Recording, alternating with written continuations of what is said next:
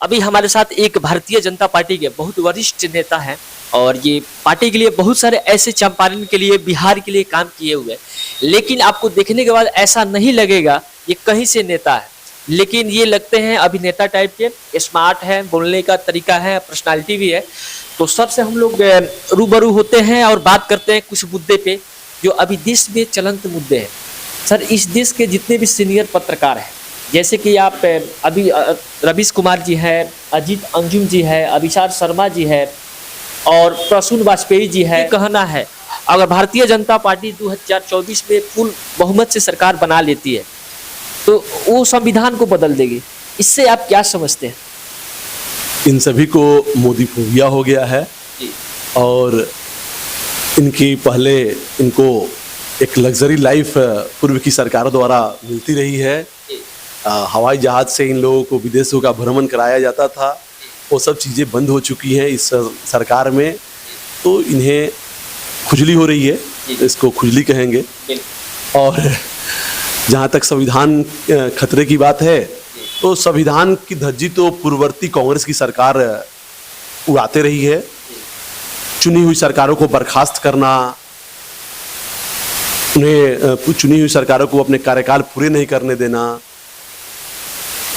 ये संविधान की धज्जी उड़ाना होता है, संविधान को नहीं मानना होता है। और भाजपा की सरकार में आपने ऐसे कहीं भी कुछ नहीं देखा होगा, कोई भी सरकार जो चुनी हुई सरकार है उन्हें अपदस्थ किया गया हो।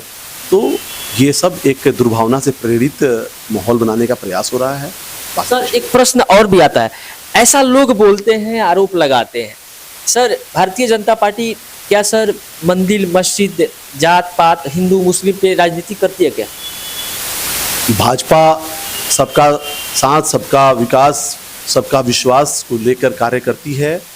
आपने देखा होगा विगत आज 9 वर्षों में 10 वर्ष पूरे होने जा रहे हैं, माननीय प्रधानमंत्री जी के द्वारा जितनी भी योजनाएं लाई गई, चाहे वो उज्ज्वला के माध्यम से घर घर रसोई गैस देने का, उसमें क्या किसी जाति को ध्यान में रखकर कोई योजना बनाई गई थी क्या?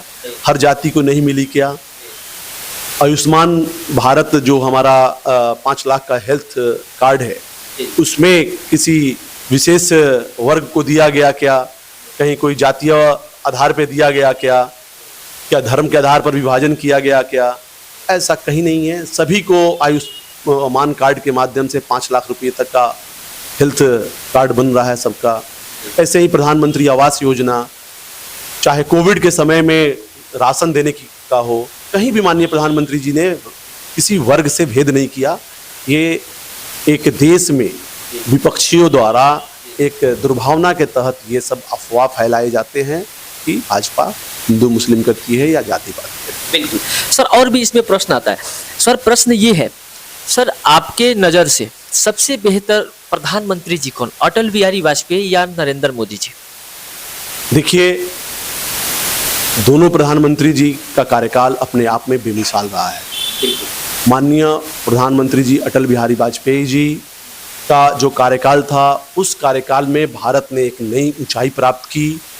हम लोगों ने भारत को एक संप्रभु राष्ट्र के रूप में स्थापित करने का कार्य किया परमाणु परीक्षण के माध्यम से, और देश में जो आर्थिक व्यवस्था जो सुदृढ़ हुई, जो हमारी विदेशी मुद्रा का भंडार था वह भरा हुआ था।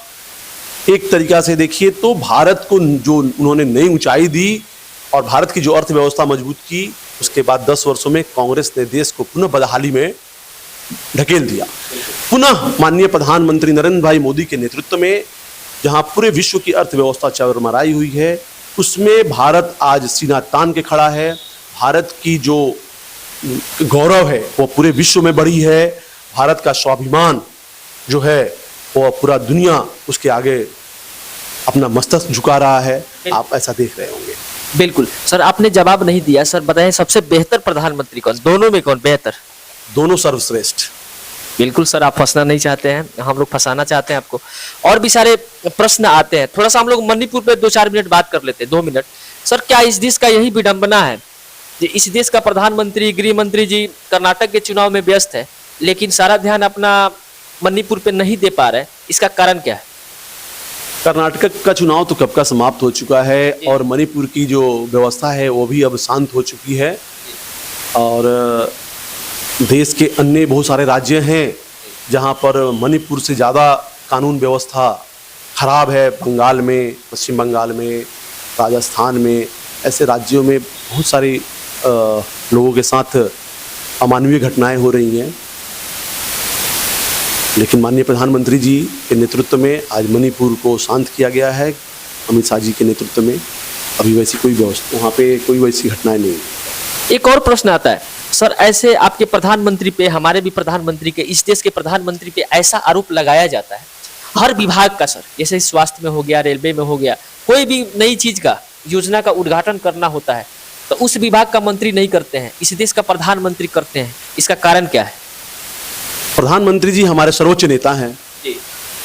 और स्वाभाविक रूप से जब सर्वोच्च नेता हैं तो वो उद्घाटन करेंगे ही। और ऐसा नहीं है, हमारे अन्य मंत्री भी करते हैं। हमारे बेतिया में ही रेल मंत्री हुआ करते थे आदरणीय मनोज सिन्हा जी। तो यहाँ पर जो बड़ी रेल लाइन का जो बड़ी रेल लाइन कह रहा था मैं, रेल दोहरीकरण का, इलेक्ट्रिफिकेशन का जो भी शिलान्यास वगैरह हुआ था उस समय मनोज सिन्हा जी ने किया था। ऐसा नहीं है, आरोप गलत। सर हम लोग थोड़ा सा सत्यपाल मलिक जी पे आते हैं। सत्यपाल मलिक जी आप जानते होंगे, आपके पार्टी के बहुत बड़े नेता थे, राज्यपाल भी रह चुके हैं 4 राज्यों का, जैसे बिहार में भी रह चुके हैं, जम्मू कश्मीर में भी रह चुके हैं। उनका ये गंभीर आरोप लगाते हैं, जैसे कि अडानी का पैसा सारा मोदी का पैसा, ये बोलते हैं, ये मेरे पास रिकॉर्डिंग है। और उसके बाद में सर ये जितने भी 2019 में पुलवामा का हत्या हुआ था या कांड जो हुआ था वो बीजेपी के बदौलत हुआ था, ऐसा सत्यपाल मलिक जी का कहना है। इस पे आपकी क्या टिप्पणी है? देखिए, सत्यपाल मलिक जी टिप्पणी आरोप लगाने के लिए सभी कोई को अधिकार है, कोई कुछ भी कह सकता है, ये लोकतंत्र है। जहां तक अडानी की बात है तो अडानी को मुद्रा एयरपोर्ट किसने दिया था? अडानी को जो पहला जो उसे 60,000 करोड़ का जो उसे लोन मिला था वो किसने दिया था? सब कांग्रेस के शासन में मिले हुए थे। ये आरोप लगाने के लिए कुछ भी आरोप लगाया जा सकता है, कुछ भी कर सकते हैं। सत्यपाल मलिक जी की कुछ अपनी मनोकामनाएं पूर्ण नहीं हुई हैं इस सरकार में, जिसके वजह से ये अनर्गल आरोप लगा रहे हैं। सर इस देश के जितने भी विपक्ष के पार्टी हैं उनका ये आरोप रहता है या बड़े बड़े आदमी का आरोप रहता है सर, जितने भी अगर बीजेपी से जो आदमी बगावत करता है उस पे NIA, CBI, ED सारा छापा पड़ जाता है, जांच एजेंसियां जितने भी केंद्र का जांच एजेंसियां उस पे आ जाती है। ये सही बात है सर? ऐसा एक भी आरोप तो आप नहीं लगा सकते कि भाजपा से बगावत करने वालों के साथ ऐसा कुछ हुआ।